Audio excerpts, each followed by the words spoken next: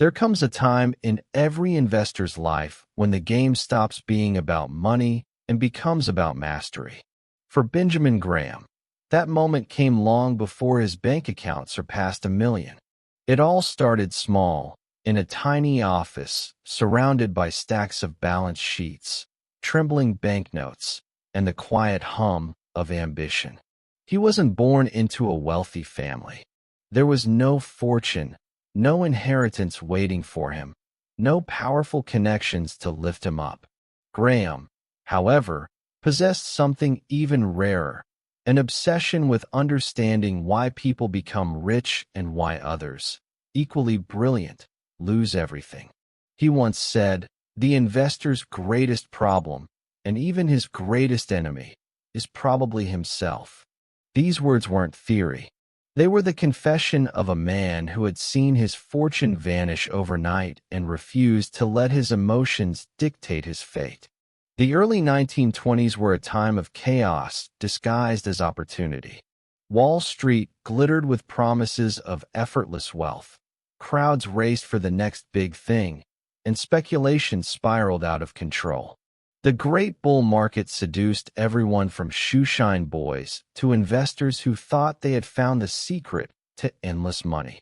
Graham was there, young and bright, but also cautious, a rare trait in that feverish era. He watched investors invest their entire savings in rumors, and brokers whisper dreams into eager ears. But Graham didn't dream. He measured.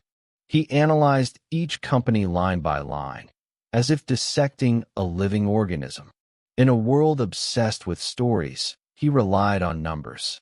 Before making his first million, Graham's greatest investment wasn't stocks, but discipline.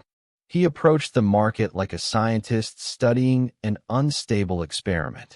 Where others saw opportunity, he saw data. Where others saw emotion, he saw possibility.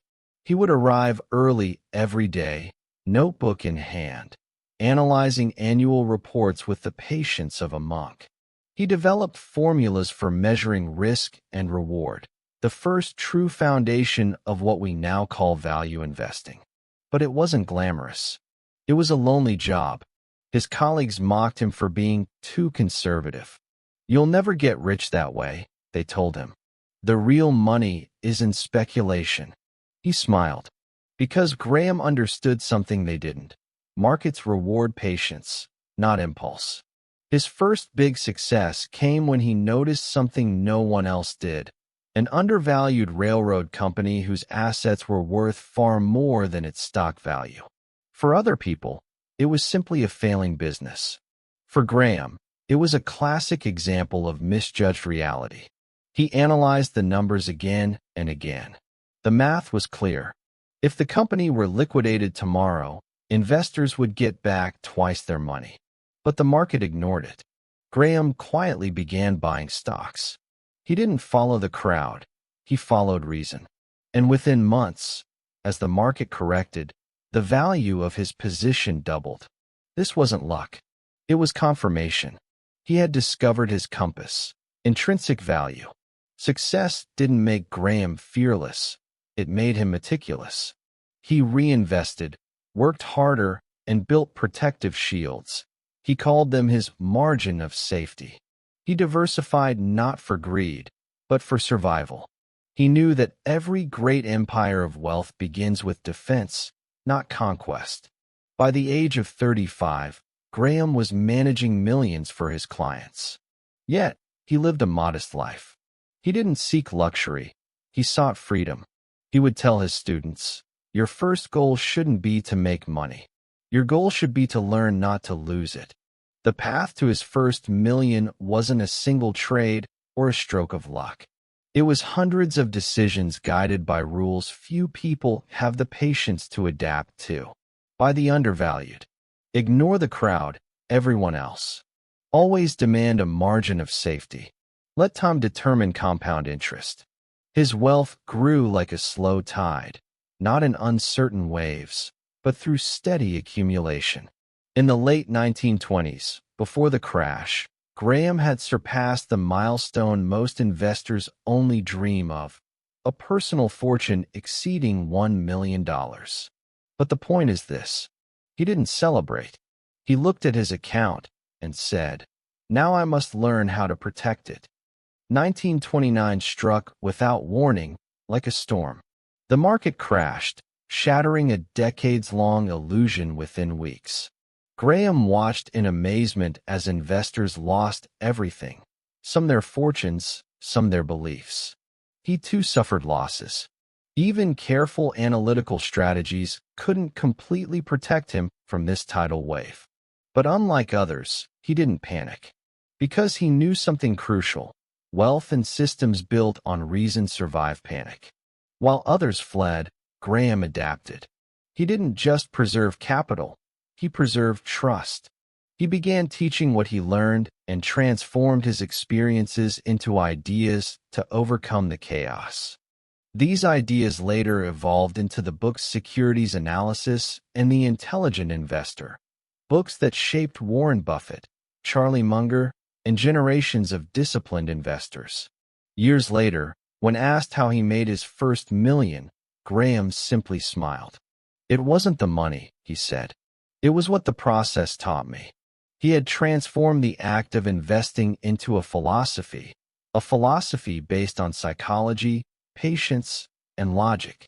He learned that markets rise and fall, but character is compounded. $1 million was just numbers.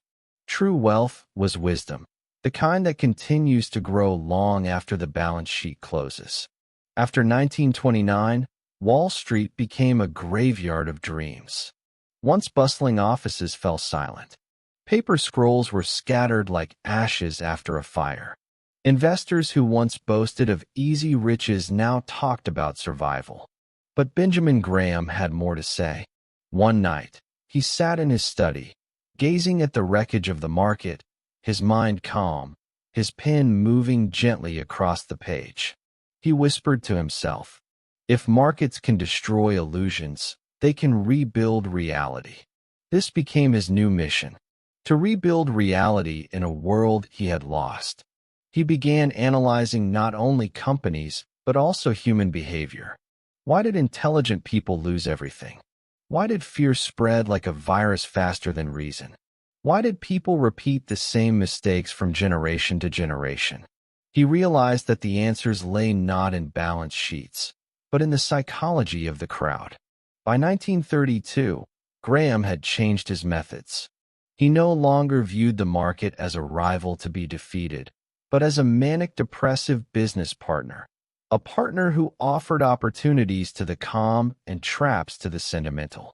He then began teaching a principle that would resonate throughout every classroom of finance.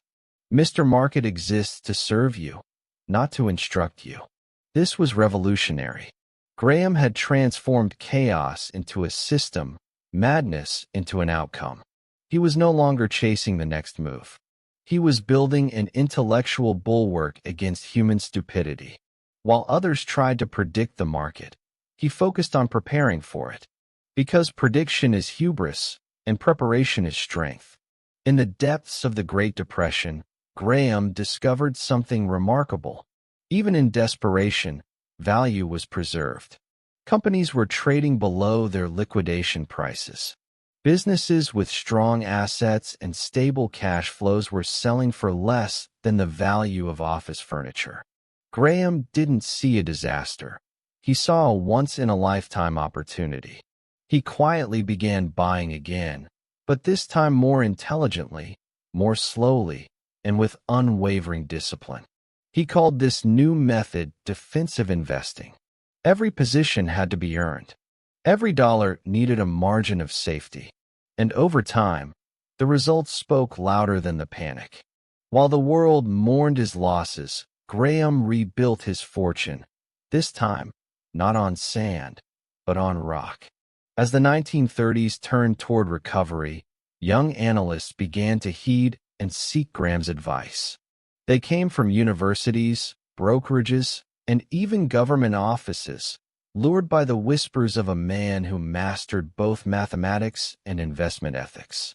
Among them was a young student named Warren Buffett, who would later call Graham's lecture the luckiest moment of my life." Buffett didn't learn from Graham how to make money. He learned to think. He learned to separate emotion from analysis. He learned to treat every stock as a business, not a number. And Graham told him what he told every student. "You're not right because the crowd agrees with you. You're right because your facts are true." These words became the foundation of Buffett's career and the heartbeat of value investing. By the time Graham was in his 50s, his wealth had not only recovered, it had multiplied. He had earned far more than his initial million, but money no longer mattered. He retreated from the madness of Wall Street and devoted himself to teaching and writing. He wanted to give future generations what no one had given him, a roadmap through the madness. In his lectures, he often spoke of the true definition of wealth. "True wealth," he would say, "is not measured by how much you make when the market rises, but by how little you lose when it falls." Students wrote these words down like holy scripture. They weren't just learning about finance. They were also learning about temperament.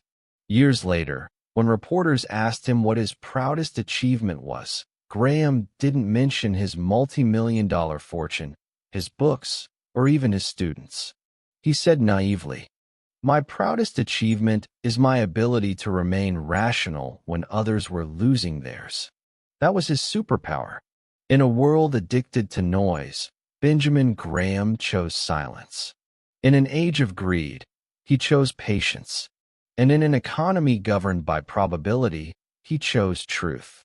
His story wasn't about luck or timing. It was about discipline, humility, and intellectual courage, the invisible forces that transform small fortunes into large ones.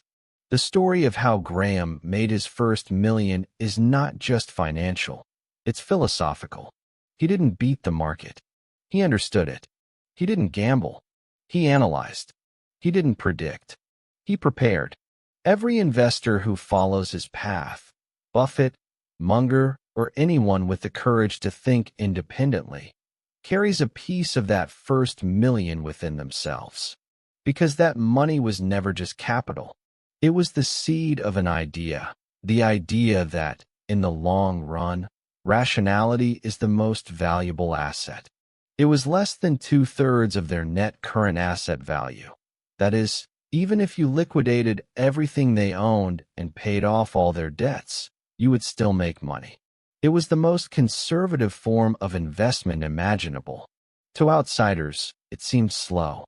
To Graham, it was a mathematical inevitability. He had a simple rule: buy at such a steep discount that even stupidity can't destroy it. He invested in a textile company that sold for less than his cash, a railroad company whose assets were worth twice their market value, an oil drilling company with warehouses full of equipment that no one, except himself, valued. Every purchase seemed dull and uninspired. But when fear subsided and markets returned to normal, these dull investments gained value. That's the power of patience. He wasn't chasing momentum. He was waiting for reality to catch up with reason. Graham had lost once before, in the 1929 financial crisis. He knew the pain of watching numbers evaporate. But instead of getting angry, he became scientific, disciplined. He wrote everything down. He analyzed every mistake, every emotional reaction, every irrational decision he made. His notebooks resembled psychological diaries more than financial records. And from these pages, he developed the principles that would later form his books Security Analysis and The Intelligent Investor. These weren't quick money books. They were about how to stop losing money foolishly. By overcoming loss, Graham overcame risk. And once you overcome risk, the reward becomes almost inevitable. His investments began to quietly increase around this time. One year, 10%, then 15%, then 20%. No sudden surge, no miracle, just math, exponentially every year. And somewhere in this compounding period, hidden between calm decisions and dull notebooks, the first million was born. In 1939, while the world's attention was diverted to other pursuits, Graham and Newman's partnership had achieved something remarkable. The value of their portfolio had surpassed $2.5 million, including Graham's personal holdings of over $1 million. But there was no celebration, no champagne, no headlines. He simply wrote in his diary, "Patience rewarded, principles maintained." That was it. The man who had once lost everything had rebuilt not only his fortune, but also his philosophy. Every dollar of that first million was a testament to discipline over impulse, research over rumor, faith over chaos. When his friends congratulated him, Graham would smile and say, "It's not the million that counts. It's the method." For to him, wealth was never the end. It was proof that reason still worked in an illogical world. He could have stayed there, retired, and lived a comfortable life. But Graham didn't want comfort. He wanted the kind of discipline that comes from teaching others how to think. He knew that a million earned through logic is worth more than 10 million earned through luck. Because luck fades, principles converge. Graham's first million not only changed his life, it also reshaped the entire DNA of investing. It was the seed of an idea that spread to every investor after him. Markets are emotional, but value is eternal. Years later, when Warren Buffett read The Intelligent Investor, he didn't see a book. He saw a map, drawn by a man who had already been through hell and found the way out. Graham's first million thus became more than money. It became a philosophy, a moral compass, a quiet revolution. Benjamin Graham's first million was earned not by speculation or genius, but by consistency, logic, and self-analysis. He didn't try to beat the market. He outlasted it. He once said, "It's easier to achieve satisfactory investment results than most people realize. It's harder to achieve superior results than it seems." And perhaps that was the secret truth behind his $1 million. It wasn't luck, intelligence, or timing. It was simply the courage to be rational. That's how Benjamin Graham made his first $1 million. And in doing so, he taught the world something even more valuable. In the long run, wisdom is the most profitable investment. The market will always test you, but as Graham showed us, wisdom endures.